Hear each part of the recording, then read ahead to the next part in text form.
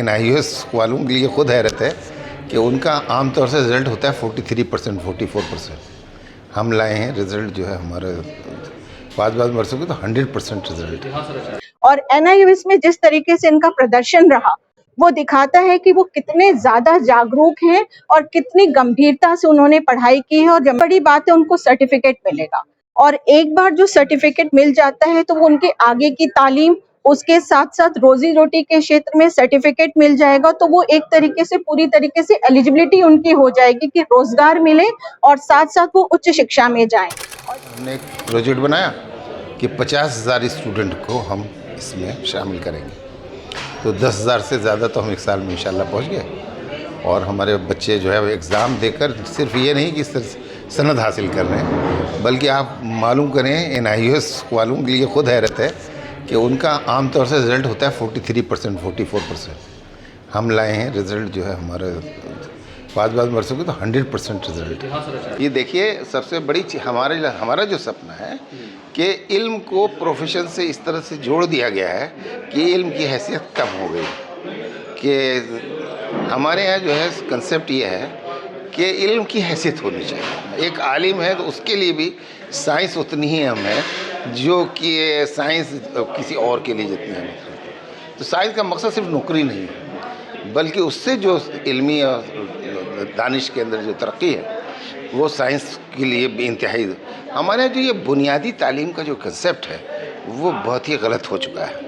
लेकिन अब इस सिस्टम से जो हम जा रहे हैं, एक दर्जे तक यानी 12th तक की आप अपना तालीम हर कोई हासिल करें, उसके बाद चॉइस है कि आप जो चाहें वो करें। तो मदरसे वाले हैं उनको भी चॉइस होगी, वो जो चाहें वो करें। अब जो आलिम बनेगा तो वो वाकई में सही आलिम बनेगा कि आप 12th करने के बाद कुछ भी कर सकते हैं ना। तो हमने तो रास्ता खोल दिया कि आप 12th तक की तालीम आपने नॉर्मल हासिल कर ली अपने इस मदरसे के निज़ाम के अंदर रहते हुए, जहाँ पे कि सबसे बड़ा आजकल फाइनेंशियल कंस्ट्रेंट है। हमारी जो कौम जो तालीम में पीछे है उसकी एक वजह ये भी है, हमारे मदरसे में फ्री तालीम होती है, बच्चों का रहना खाना पीना, उसी के अंदर में उनको हायर सेकेंडरी की तालीम हासिल हो गई।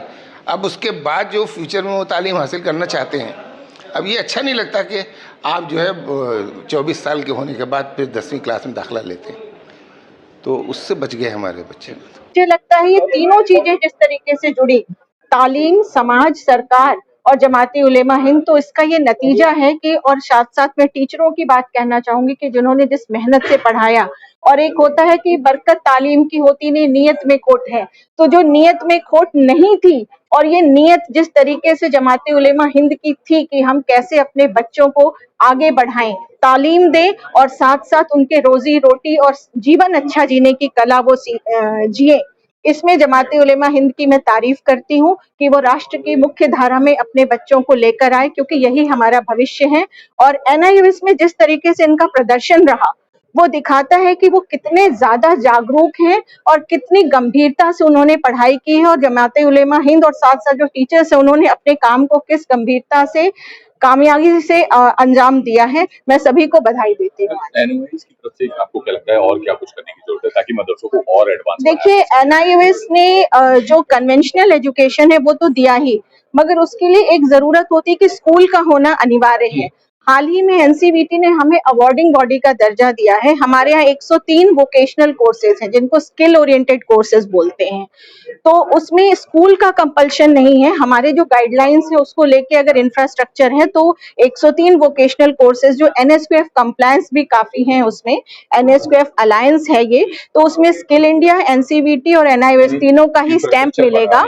जी हाँ, नहीं, इंफ्रास्ट्रक्चर की बात नहीं है, मैं ये कह रही हूँ कि उसमें स्कूल का कंपल्शन जैसे जनरल कोर्सेज में होता है, इसमें स्कूल का होना CBSE या स्टेट बोर्ड के स्कूल का कंपल्शन नहीं है। कुछ इंफ्रास्ट्रक्चर ऐसा हो तो ये बच्चे जो तालीम ले रहे हैं उसके साथ साथ स्किल में महारत हासिल करेंगे जो आगे उनको सेल्फ डिपेंडेंट बनाएगा। मैडम, कौन सा बड़ा बदलाव देख रही है कि मदरसे स्कूली शिक्षा से दूर रहे हैं, तो अब ये जो बदलाव आ रहा है ये कितना बड़ा है और समाज में कितना? देखिए, जो सबसे बड़ी बात है उनको सर्टिफिकेट मिलेगा, और एक बार जो सर्टिफिकेट मिल जाता है तो वो उनके आगे की तालीम, उसके साथ साथ रोजी रोटी के क्षेत्र में सर्टिफिकेट मिल जाएगा, तो वो एक तरीके से पूरी तरीके से एलिजिबिलिटी उनकी हो जाएगी कि रोजगार मिले और साथ साथ वो उच्च शिक्षा में जाएं।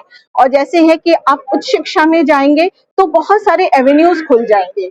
मदरसों में बहुत अच्छी पढ़ाई होती है, लेकिन उसके साथ साथ अगर विज्ञान पढ़ेंगे, गणित पढ़ेंगे तो वो उनकी रोजी रोटी में बहुत फायदा करेगा। और इसलिए मुझे लगता है जमात उलेमा हिंद इस चीज में आगे आया है और इस चीज को, समय की नजाकत को जमात उलेमा हिंद ने समझा है और इसीलिए ये इस क्षेत्र में कदम बढ़ाया है। बहुत शुक्रिया, थैंक यू।